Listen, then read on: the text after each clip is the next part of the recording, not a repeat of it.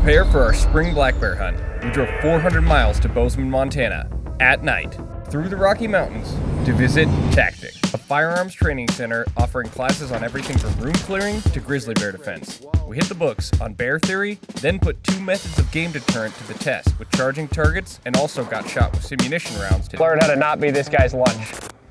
We are going head-to-head with revolvers and semi-autos to compare whether faster and lighter or heavier and more powerful is better on a charging target to simulate a bear in the backcountry. But before we get started, let's meet our trainer. Hi, my name is Forrest, and I own the company called Tactic. We're in Bozeman, Montana. I was a Navy SEAL for 6 years at SEAL Team 1. I did 3 deployments there, loved it, had a great time. I wanted to pursue some different interests, so I got out and I went to seminary. So I have a theology degree and I can kill you. My wife says it's an odd juxtaposition, but that's me. I still wanted to carry a gun for a living, drive fast, and blow up things. So I worked for Blackwater. I was a government contractor. I did 5 more trips to Afghanistan. My favorite part was driving a beat up Corolla that had a racing engine on the inside, ballistic glass that was this thick, and we carried machine guns on our lap, so that was pretty fun. I've been doing Tactic for 10 years, and it's a joy for me. I've got a team of 18 instructors, and we teach classes from handgun training to surviving a bear attack, avoiding violence, to driving fast. What goes 90 in reverse, a rental. I've been doing this for a long time and it's a lot of fun. So about 5 years ago, I had some archery hunters approach me and they wanted to see if I offered tactical training for being in the woods where there's lots of grizzlies around. So the first thought that came into my mind is how can I make this as real as possible? So for several years, we actually had a live grizzly bear that was a pet, and we let our students interact with that live grizzly bear, learn its body behavior, the biology, and that was awesome. That bear has since passed. The purpose of this class is basically how to survive a grizzly attack in the woods.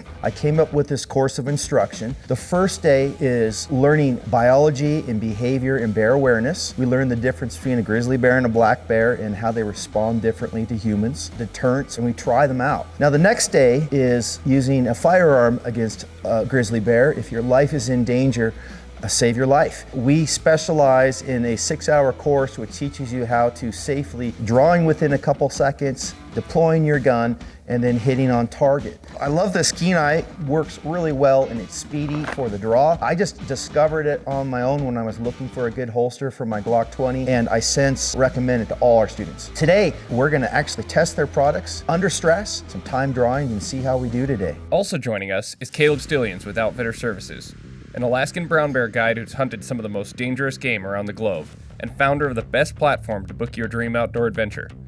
Now that we're caught up, time to check out the shop. Welcome guys, this is Tactic. I'm glad to have you. Come on in, let's check out my shop. So typically our bear class is a couple days. The first day we learn bear behavior, learn their biology. Comparing a grizzly bear with a black bear is almost like comparing a German Shepherd to a mouse. It's that different. These grizzly bears can reason. They're very smart. We like to finish our discussion with going over deterrence, whether it's a firearm or bear spray or marine flare. Try all this under stress. We call it foraging, and foraging is where you really find out what works. Second day of the bear class is typically going to the range. It takes about 6 hours to get our students where they can draw and fire well, hit the target that's rushing at them, fire a couple shots in under 2 seconds. You don't rise to the occasion, you fall to the lowest level of preparation. Don't think just because you have a gun on your chest, you're John Wayne and pull off a shot. Yeah. Can you walk us through what we have going on behind the shoot house and all that? Yeah. We do everything from handgun training, carbine training, long range training out to a mile, shotgunning. We even have this structure over here where we do close quarter combat. So that's for active shooters, for clearing rooms, or going to a school shooting, teaching law enforcement and civilians how to clear a house.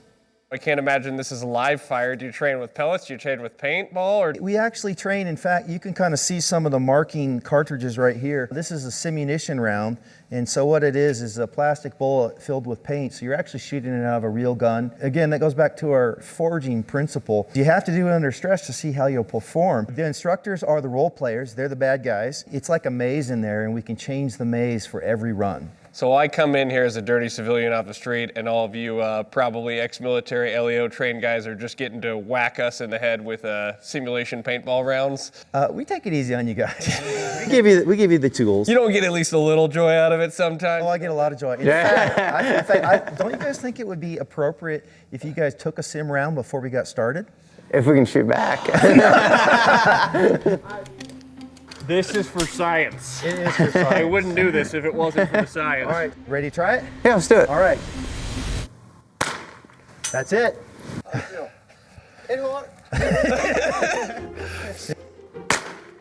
Oh, that's not that bad. Nah, it's not that bad. I got shot by a Navy SEAL. We'll check out the bruise. There is a little laughter there. A little stick. Little flick. For science, ladies and gentlemen.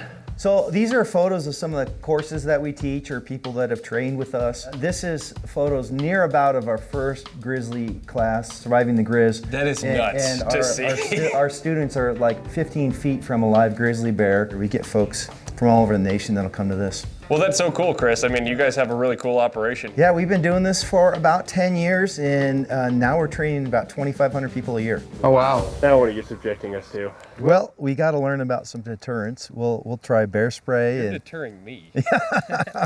a lot of people have never been exposed to bear spray and never even smelled or know how it works. And so what I do to give them exposure is I'll spray some in a trash bag, and then they hover just their nose over, and they can try it, see what you think. So yeah, a little more fun. Am I taking a big huff or am I just hovering? Well, we'll see. We'll see.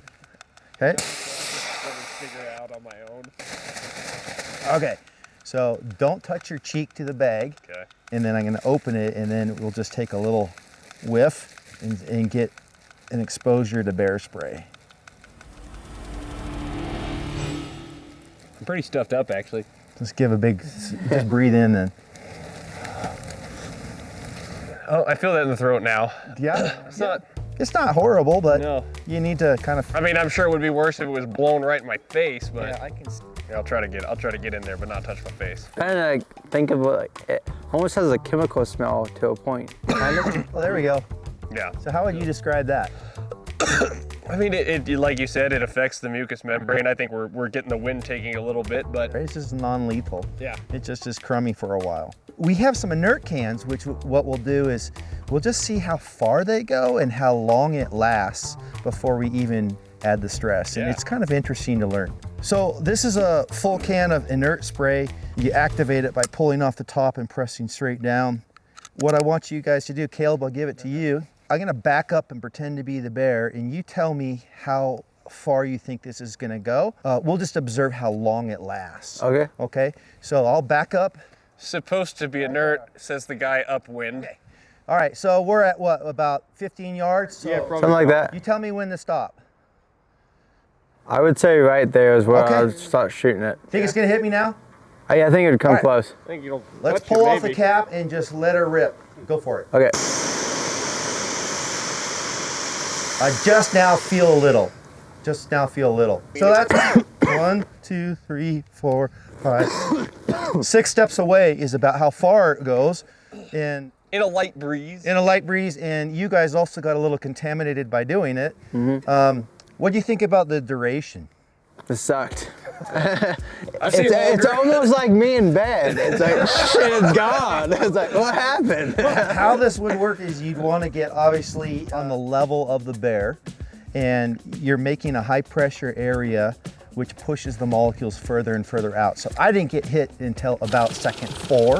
I finally felt a little, but if you have a bear charging you, now you know you better wait till it's pretty proximate. We have a saying in the SEALs, and that is that 2 is 1 and 1 is none. What we mean by that is you should have 2 different deterrents.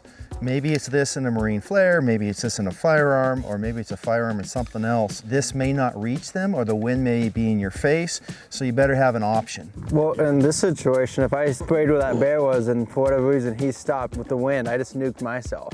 Right. So I gotta deal with that now, because like instinct, if I'm someone hyped up and the bear's coming, I'm thinking I'm gonna start spraying where that crack is, where it's about 20 yards out there. Yeah. And that's not even gonna hit him. I'm gonna be out. I mean, he's gonna be in my lap before he actually runs into that. Yeah, just things to think about for sure. I see that you guys got your kit on, and your bear spray is where it might be on your kit. So we'll now try it under stress, like you're normally walking and you haven't expected anything, and see how we can pull it out and deploy it. Okay. Okay. Sounds great to me. Right. Now, it's time to use the charging target. With its ability to be deployed without the shooter ready and approach at speeds of up to 20 miles per hour, Tactic uses this as a tool to simulate what it may feel like with a real bear charge out in the mountains. All right, Mac, you ready? No. All right, hands out of the pocket. Like, how would you normally hike? I'd be even at a worse advantage because a lot of times when I'm hunting heavy pack, I got trekking poles. You got a lot of stuff going on. For this sake, we'll be hands-free, but I'd be just... And there is a tool out there that actually clips onto your trekking pole where... Oh, really? That's an option. I'll show you. Check it out. I'm so dead. He caught me monologuing. So how'd that go for you? Well, my entrails are over there and another part of me is over there. So all I did was distract you a little bit, and that's how you'd normally be hiking. Yeah. You're probably not normally hiking like this, where is it? Hopefully you have a heads up in this situation. Like hopefully you see it before it charges out of the brush. Okay, let's talk about that. Let's say you did hear or see or suspect, what might you change? At that point, I would be actively either in my bear spray or my firearm. I'd have them out, both of them, one of them. Let's try the run that way. And now, Chris, you said this thing goes at about, you guys clocked this about 20 miles an hour? Yeah, it's Grizzly bears are what, 35? 37. 37? So that's half speed. Yeah. Which is crazy. Good, okay. So obviously having it in your hands helps, right?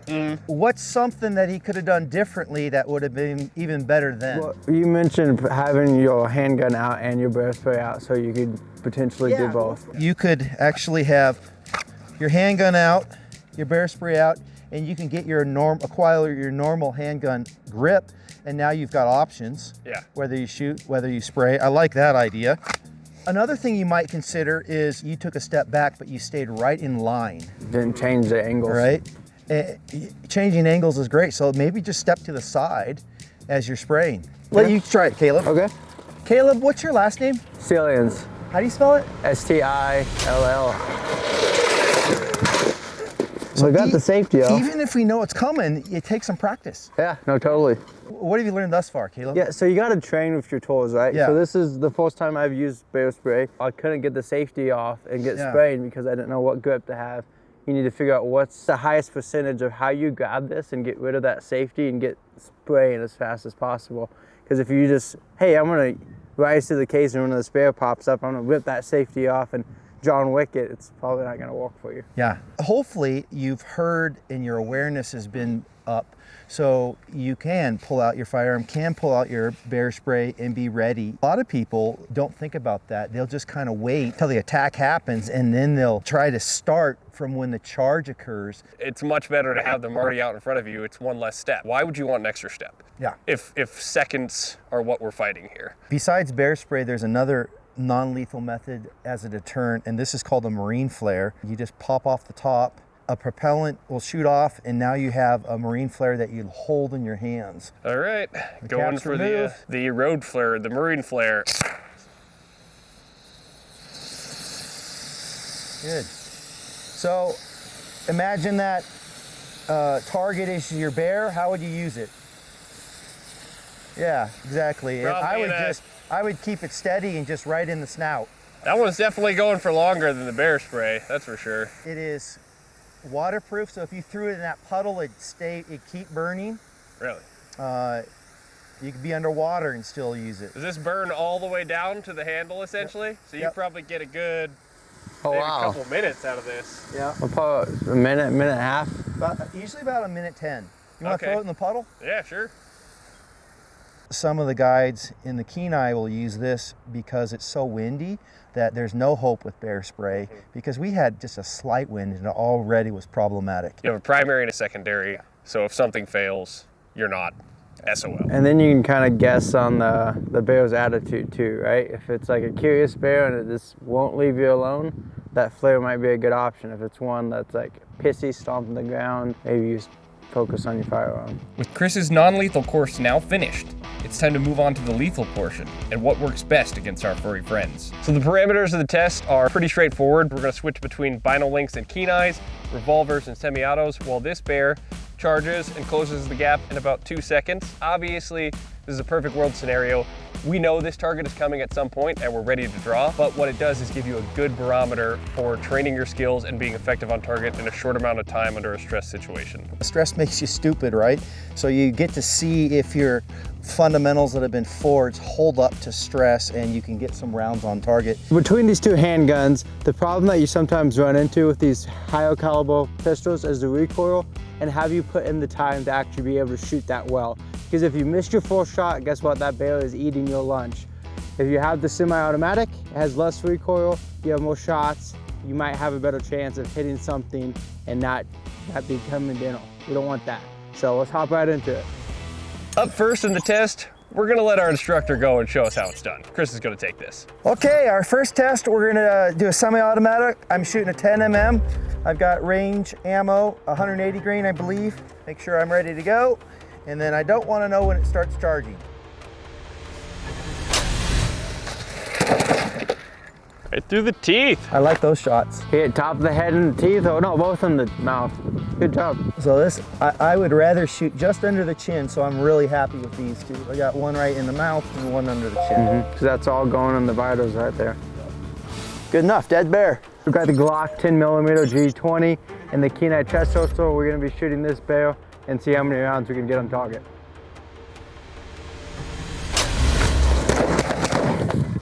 Nice. Nice work. Hey, maybe you didn't get mauled today. Hey, hopefully. Same thing, we got the Glock 20 180 grain FMJs.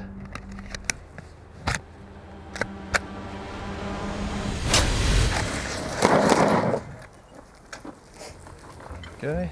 Not bad. Not bad. Yeah, you are sending up a prayer, honestly. It's pretty fast, huh? Yeah. I mean, I'm happy with that. Yeah, that's great shooting. So That's really good. Great shooting. Nice job. I've got my 44 Magnum. First time I've shot it. It's the Colt Anaconda with a long barrel. We'll see if I can get it out and how that works. Woo-hoo-hoo. Think you killed him right through the nose. he got it off. Ooh. No? I missed him. I Oh, think no. you're dead. I just got eaten. I missed it entirely. I think I shot under it. Dude, I was fully prepared for that bear to face full of dirt at your feet. I thought you had it. No, I think I shot right under it. Yeah, that's a clean miss. Woo! Let me try that again. I just got eaten. You would train more, so we'll give you a pass. Okay, second try. That was my one mulligan for the day. Let's see see if I can hit this thing.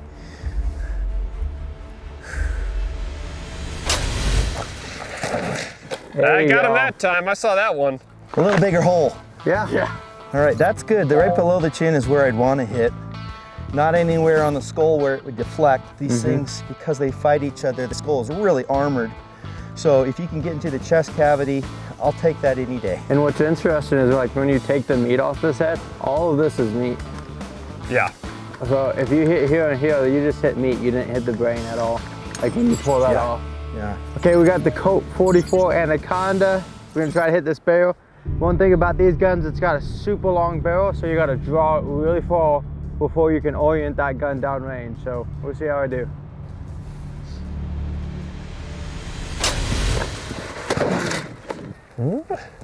Good movement. Good movement, but unless you can run really fast, I think you're dead. Well, you get a second try because I got a second try. Deal. I think that's only fair. I mean, dude, looking at you having to do that draw, that looks It's so it's awkward. like by the time I can see you clearing the holster and kind of going into your It's step, like right there. he's here. It's almost better. I feel like I might try not moving with this gun because I feel like I couldn't. If you had one more second, I would move then. yeah. Because I feel like I probably yanked that trigger and went slightly left of the target. Take two, 44 Anaconda. Let's see if we can avoid being bare dinner.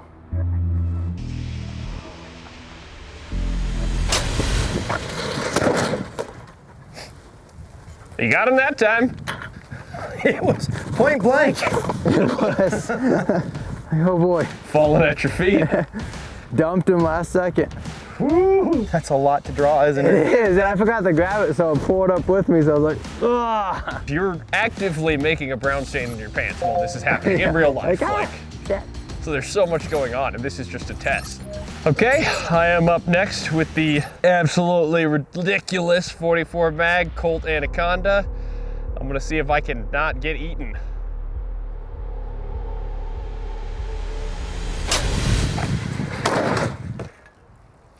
You got him. I'll take that any day of the week, hell yeah, boys. nice job. Yeah. Dead center. Yeah, I think you had the right move. Is just stand there and bust him in the mouth. Good. I got time to watch you two do it. You really have to focus on just getting one. I mean, with the Glock or anything else, it was just instinctive shooting almost. You almost try to aim this one. All right, so for this one, we've got the shorter barrel out of the bino link to see if this changes our draw at all instead of having the long Anaconda. And we're also running some of the new G9 44 mag. This is a 190 grain external hollow point going 1,700 feet per second.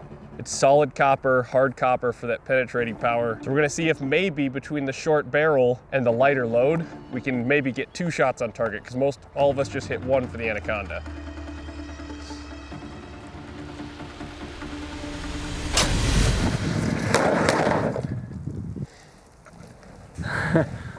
That's 2 rounds on target. You shot it when it was like laying on the ground. At my feet? Yeah. Double tap. Not as good as my first round. I was honestly trying with the Anaconda. I wanted to get that 1. With this, I wanted to see if I could get 2. I got 2 hits, but overall score, I'd say I probably did better with the Anaconda. But I'm not totally upset with that. Yeah, I think that might be a piss bear. Maybe. I don't know, because if you shot this one at an angle, it might. I stayed straight on with this one, so hopefully I went into something important. See where your second round was hit though? I do see that. Pretty much on, it was like at your feet already. So I'm gonna call that my first shot. Yeah, I called this one. That's a good one. That means Caleb, you're up. Yep. Smith & Wesson Combat, the G9 44 mag, and we're gonna see if we can kill this damn bear before it eats me.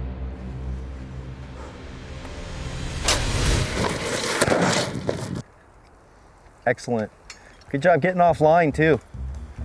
No, here. This is you. That's a marked one. Boom. Nicely done. Thank you.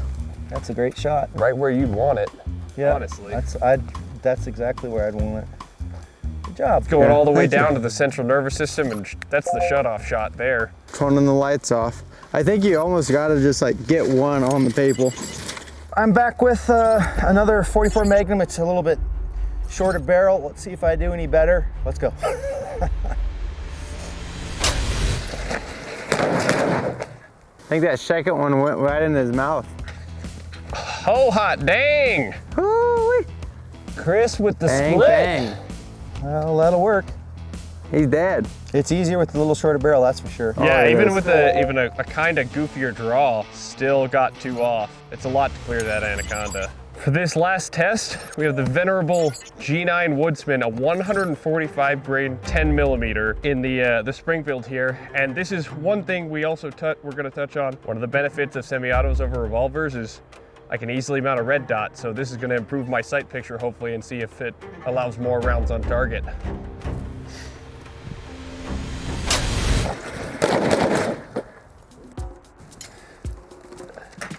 I shot cheek meat. And that might have been me. I think it is. Yeah, it looks like a 10. You got his shoulder there. I mean, I'll be honest, out of all the ones I've had, that felt the ugliest. Did it? But compared to the stuff we were shooting earlier, that is so much lighter recoiling. I think Chris is gonna be able to stack some in there. I think so. I'm thinking that, it's just me thinking, doesn't mean this is fact, that with 2 seconds, you're almost better with iron sights because it really is instinctive. Now, if I had 4 seconds and that bear was at 50 yards, I would take a red dot any day over iron sights. So I think it's gonna be challenging to get a good sight picture when you're really doing an instinctive punching out. And another thing to consider is like if the bear is 40 yards away where you have 4 seconds, 5 seconds, should you be shooting it? Like, you know what I mean? Because it could be a bluff charge and it could be a off. It's like this is the last stand, like, oh, this is the deadline, let's kill it. So it's like really that red dot might not help you out because this is going to be the space that you should shoot him. If not, potentially, but there's the thought process if he's out there and you're already drawn and your tools are deployed, you can be watching him in. So there's devil's advocate or all of it. But I clearly did worse with it, so I'm interested to see how you guys do with it. we got the Springfield XD with the G9 140 grain 10 millimeter see how many times we can hit this bear. Woo! Not my best run. 2 out of 4. There's your winner right there. Good shot. Nice work. I've got the Smith & Wesson XD and a 10 millimeter. Let's see how I can do with this guy.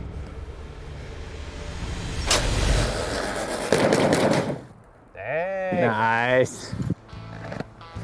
Quick draw McGraw over here. 2 shots. Uno, dos. I thought you hit it on the third. I think I was There.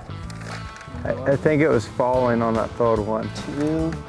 Yeah, I only got 2 shots. But yeah, I've been pushing down, that's it. But still, 2 good hits right there. I didn't realize how hard it was gonna be when you described it over the phone to shoot that thing. Even you described it, the rattle throws people off. I thought, it's like, I'm a grown ass man. I shoot guns like a lot. Like a little rattle is not, it actually affects your psyche hearing that thing rattling down and charging at you. That's the crazy thing about proper training is it will engage your adrenaline even though we know it's not a real bear. You get a huge adrenaline rush, especially after it happens. Like you feel a little bit funny, and it's like getting that training. So then it's you feeling funny that the bear ran away, or you got the bear, versus you feeling funny because the bear's eating you, right?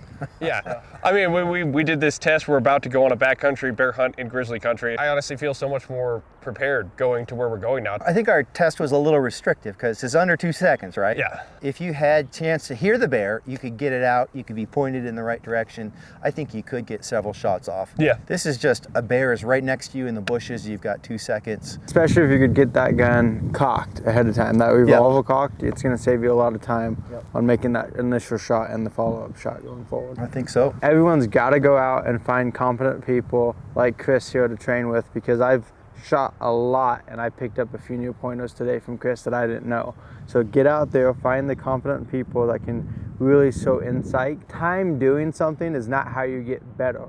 Time doing something and getting critical feedback that you can now apply and then improve is how you get better. And the only way you can really do that is to get someone that's already has that skill. So that's what I would say. Yeah. Is whatever you have, I don't care if you have the 500 Smith & Wesson Magnum or a 10 millimeter, whatever brand it is, go out there and get the training with it with someone that knows what they're doing. Thank you so much, Chris, for letting us come out here. This was super cool to see. Feel so much more honestly prepared for what we're getting ourselves into. And if you're in the Bozeman area and you need tactical training, if you need to know how to clear a room, if you need to know how to properly handle a firearm, if you need to know how to defend yourself in the woods, Chris offers everything you could possibly want. He's got a class act, he's got a ton of great instructors who work for him, and they will get you will leave here better than you came here. I promise you that. So thank you, Chris, for letting us. My honor, you're welcome.